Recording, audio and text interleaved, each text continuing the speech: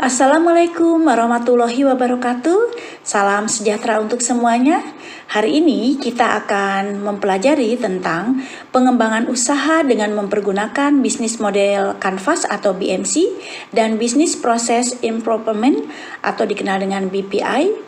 Nah, di sini kita semua akan mempelajari konsep terkait BMC itu sendiri serta implementasinya dan konsep terkait BPI serta implementasinya.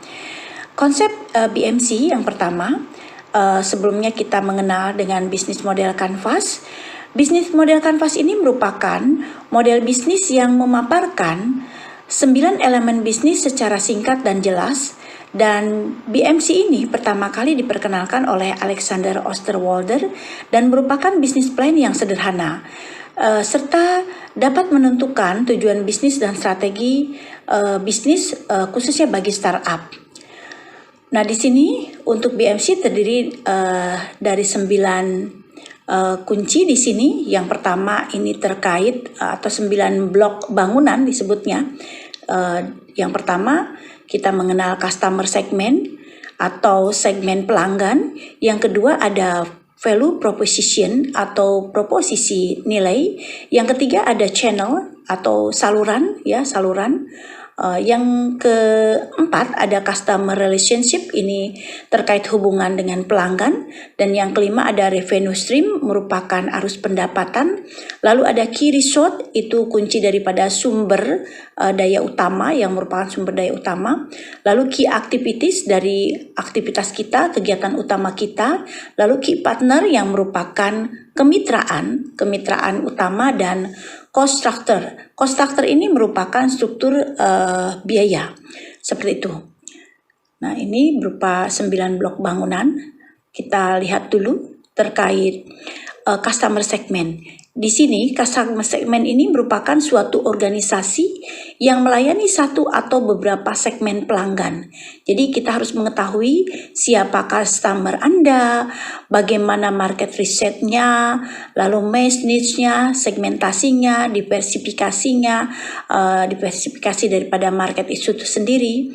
Dan untuk terkait di sini ada yang nomor 2 itu channel. Di sini ada channel ini, jaringan saluran Anda.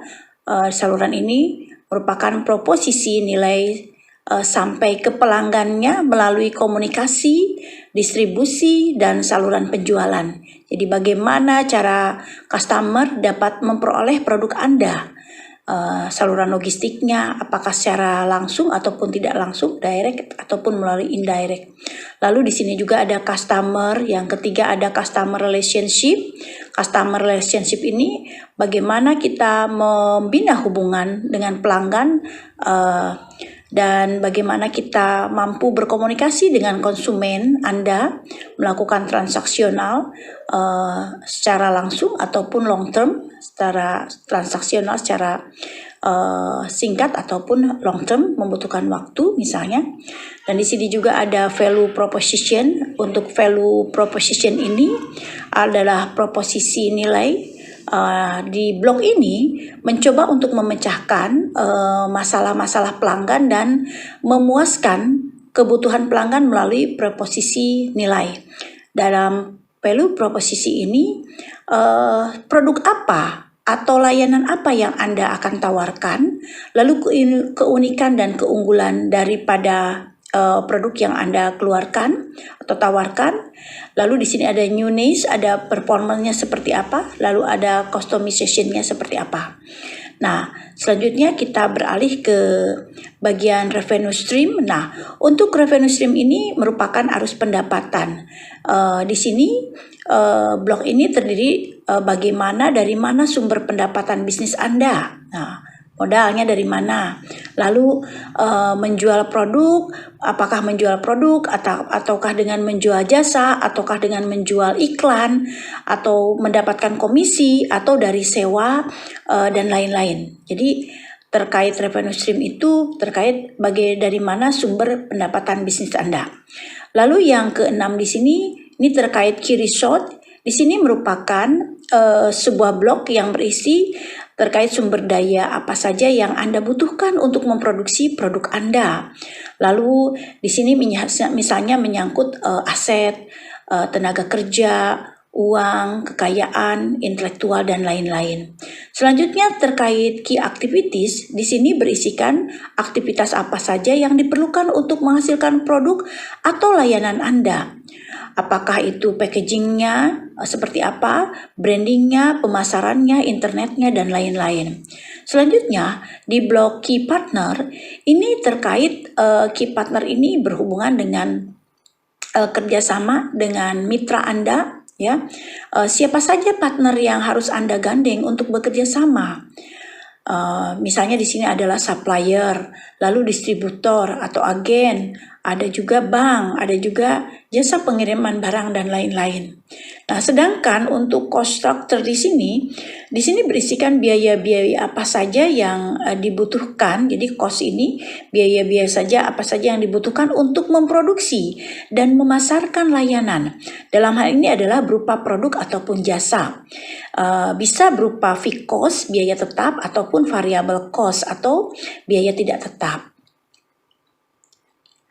Nah, selanjutnya di sini implementasi daripada BMC ini. Nah, kita lihat di sini ada contoh untuk yang pertama ini terkait customer segment. Kita tentukan dulu customer segmentnya di sini, bahwa produk kita ini akan diterima atau diperuntukkan untuk apakah untuk anak-anak, apakah untuk wisatawan lokal, apakah untuk para pecinta makanan sehat, atau hanya untuk restoran dan kafe, misalnya seperti itu.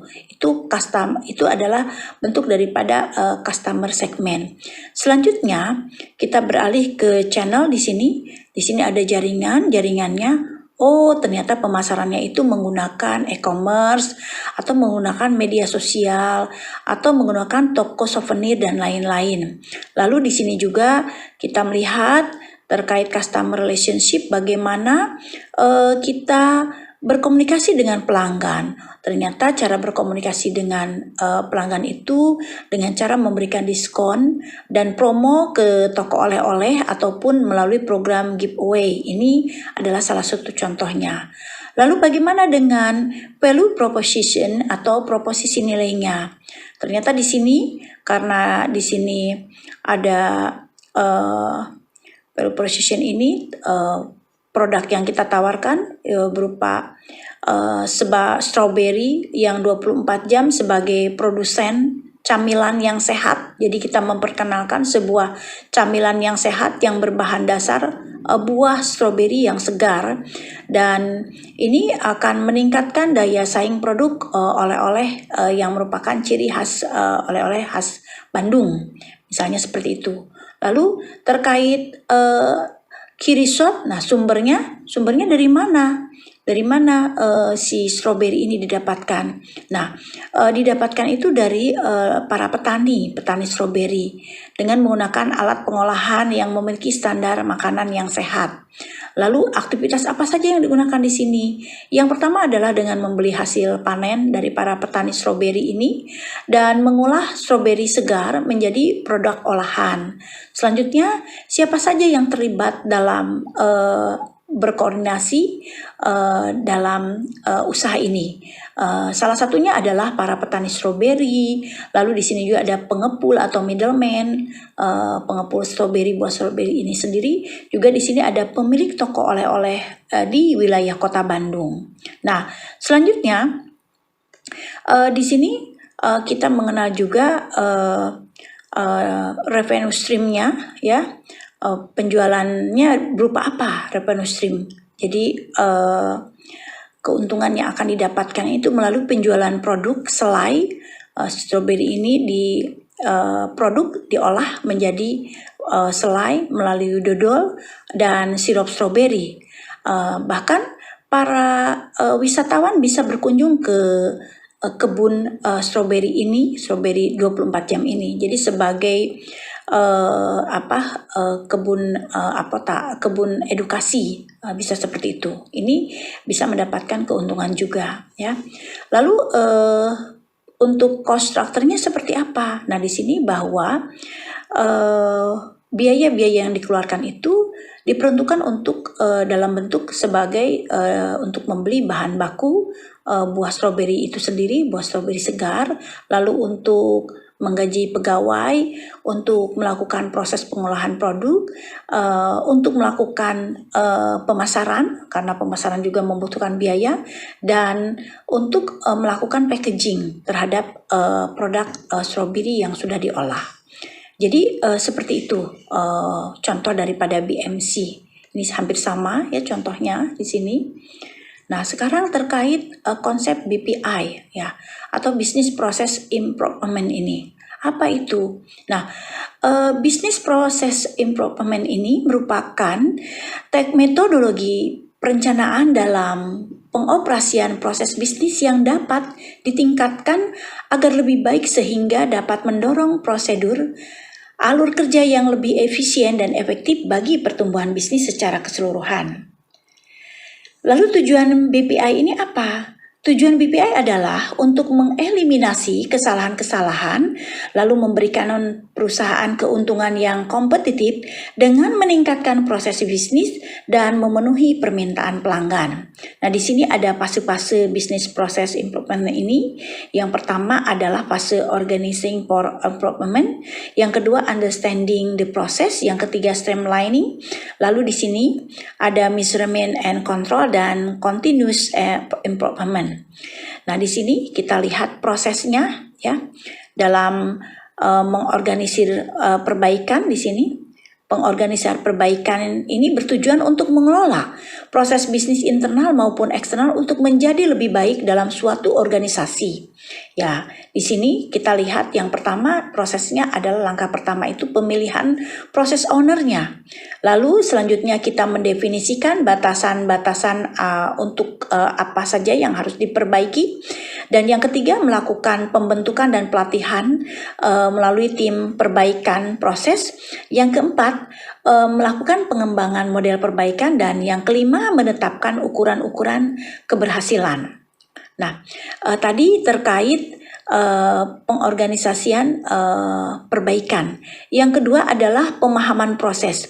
Nah, dalam melakukan pemahaman proses ini ditujukan untuk mencapai pemahaman seluruh dalam proses bisnis yang berlangsung dalam organisasi, sehingga proses ini dapat dimengerti oleh semua pihak. Nah, di sini kita lihat adanya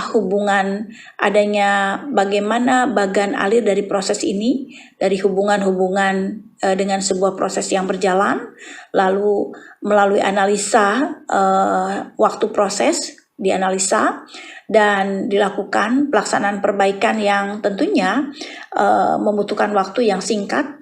Dan di situ kita dapat melakukan pengaturan proses dan prosedur sehingga adanya sebuah pemahaman dari proses itu sendiri. Nah, dalam penyederhanaan proses ini merupakan proses yang dilakukan untuk menyederhanakan proses dengan mengurangi waktu proses, menstandarisasi maupun dengan memperbaharui proses yang semuanya bertujuan untuk memperbaiki efisiensi, efektivitas, dan adaptabilitas dari proses bisnis yang berjalan. Jadi di sini misalnya dengan cara mengurangi waktu proses supaya efisien dan efektivitas dalam proses produksinya. Lalu dengan menyederhanakan proses itu sendiri. Lalu bisa saja dengan pemilihan proses yang dikehendaki setelah itu. Setelah menyederhanakan, adanya pengurangan dan lain-lain, kita bisa memilih proses yang kita kehendaki, atau dengan mengurangi birokrasi supaya tidak berkepanjangan ya, karena mau makan waktu, atau dengan mengupgrade peralatan yang ada supaya percepatan waktunya bisa tercapai sehingga kosnya lebih rendah, dan adanya sebuah standarisasi daripada proses itu sendiri. Nah, bagaimana cara untuk memperbaiki siklus waktu? Nah, yang pertama dengan eliminasi kegiatan non-value added atau NVA. Ini merupakan aktivitas dari suatu proses bisnis yang tidak memberikan keuntungan dan nilai yang berarti kepada pelanggan maupun dalam proses bisnis. Contohnya ini adalah redundant lalu ada inspection, lalu di sini ada filling in form, ada rework, ada exercise, transit, waiting, storage, dan lain-lain. Lalu yang kedua adalah untuk memperbaiki siklus waktu ini dengan meminimalisir kegiatan business value added atau BVA ini, di mana aktivitas-aktivitas dari suatu proses bisnis yang tidak memberikan nilai tambah bagi hasil dari proses secara langsung, tetapi aktivitas ini diperlukan dalam proses bisnis sebagai pendukung untuk proses bisnis lainnya. Sehingga dengan adanya aktivitas ini dapat membantu proses menjadi lebih efektif, namun aktivitas ini tidak dianjurkan untuk berlebihan sehingga membutuhkan pengurangan pada proses ini. Contohnya apa? Scheduling, adanya penundaan misalnya atau waktu yang berubah, lalu marketing, dalam marketing juga ada perubahan, lalu ada planning baru dan auditing seperti itu. Nah, selanjutnya di sini ada tool streamlining. Untuk tool streamlining ini kita melihat di sini yang dari mulai langkah pertama melakukan eliminasi birokrasi, ya. Lalu di sini ada jadi birokrasi elimination, lalu ada duplication elimination, jadi eliminasi duplikasi juga. Lalu di sini ada value added assessment, ada evaluasi nilai tambah. Selanjutnya ada sebuah penyederhanaan atau simplification, lalu berlanjut kepada adanya pengurangan waktu perputaran proses itu sendiri, ya. Selanjutnya adanya pencegahan kesalahan, error proofing, lalu adanya upgrading atau peningkatan performansi, dan di sini ada dilanjutkan dengan penyederhanaan dari bahasa itu sendiri sehingga mudah dimengerti, simple language. Lalu kita menyusun sebuah standarisasi, ya, standarisasi baru, sehingga di sini ada peningkatan kualitas input atau supplier partnership, dan dilanjutkan dengan adanya pengembangan secara global sehingga tercipta sebuah adanya pengubahan urutan operasi atau perubahan daripada standarisasi yang tadinya sudah yang awal, sehingga tercipta sebuah otomatisasi atau mekanisme dalam melakukan tahapan-tahapan produksi. Nah, untuk pengukuran dan kontrol, pengukuran dan pengontrolan proses bisnis dilakukan untuk mengontrol jalannya proses bisnis dengan melakukan pemeriksaan dan pengukuran terhadap prediksi target yang ingin dicapai oleh organisasi. Di sini melalui bisa dengan melakukan pengembangan, pengukuran proses dan target yang dicapai, lalu adanya sebuah penyediaan sistem umpan balik dan adanya pemeriksaan proses secara berkala. Nah, bagaimana dengan perbaikan berkelanjutan? Nah, untuk perbaikan berkelanjutan dilakukan dengan tujuan untuk mencapai pengimplementasian proses perbaikan selanjutnya dengan berbagai proses seperti perubahan, lalu menghapus, adanya penambahan proses dan sebagainya. Jadi di sini kita mampu melakukan evaluasi untuk perbaikan berkelanjutan ini bertujuan untuk mengevaluasi dampak perubahan terhadap bisnis dan pelanggan, lalu untuk melakukan kita dapat melakukan kualifikasi proses itu sendiri, dan tujuannya juga untuk mencari dan menghilangkan masalah proses dan sebagai studi banding proses juga, serta agar kita mampu melihat kembali kualifikasi secara berkala. Untuk implementasi dari BVI ini bisa dilihat, ya. Nah, berdasarkan hasil dari perbandingan hasil didapat dari gambar yang tertera di layar. Berdasarkan hasil dari perbandingan hasil di atas dapat disimpulkan dengan adanya perbaikan proses bisnis dari A ke is ke to B dapat meningkat pemanfaatan sumber daya pada proses bisnis logistik sampah. Dalam hal ini adalah contoh khususnya dalam pengangkutan sampah dari TPS ke TPA misalnya, dari mulai 34,31% yang didapatkannya. Ini adanya perubahan dari 89,48% dikurangi dengan 55,17% sehingga dapat mengurangi penumpukan sampah di TPS. Jadi ada dari mulai pengumpulan sampah, lalu sampahnya terbagi atas sampah industri ya di sini khususnya jenis-jenis sampahnya. Lalu di sini kita melihat bagaimana cara bak itu dikosongkan, lalu pengiriman bak sampah ke TPA dan lain-lain, hingga sampah yang ada di TPA ini mampu kita tampung ya, sehingga bagaimana tercipta sebuah mekanisme di mana bak sampah ini bisa kosong dan pengambilan bak sampah itu pada beberapa depo misalnya di sini, lalu penurunan bak kosong dari pengambilan bak ini. Jadi ini merupakan sebuah alur, ini merupakan contoh proses bisnis logistik sampah ya. Bisa kalian lihat di sini ya. Ini yang terakhir mengenai BPI dengan aplikasi Bizagi di sini ya, dengan aplikasi Bizagi. Jadi dari hal ini saya berharap kalian mampu memahami terkait BMC dan BPI. Demikian materi yang saya sampaikan pada hari ini. Semoga semuanya dapat memahami tentang bagaimana cara kita untuk mengembangkan BMC bisnis kita melalui BMC dan BPI sehingga tercipta sebuah usaha yang sustainable dan berkelanjutan. Ya, demikianlah perkuliahan hari ini. Semoga kalian, saya harap tetap sehat dan bisa mengikuti perkuliahan untuk minggu depan. Terima kasih atas kehadirannya. Wabillahi taufiq wal hidayah. Wassalamualaikum warahmatullahi wabarakatuh.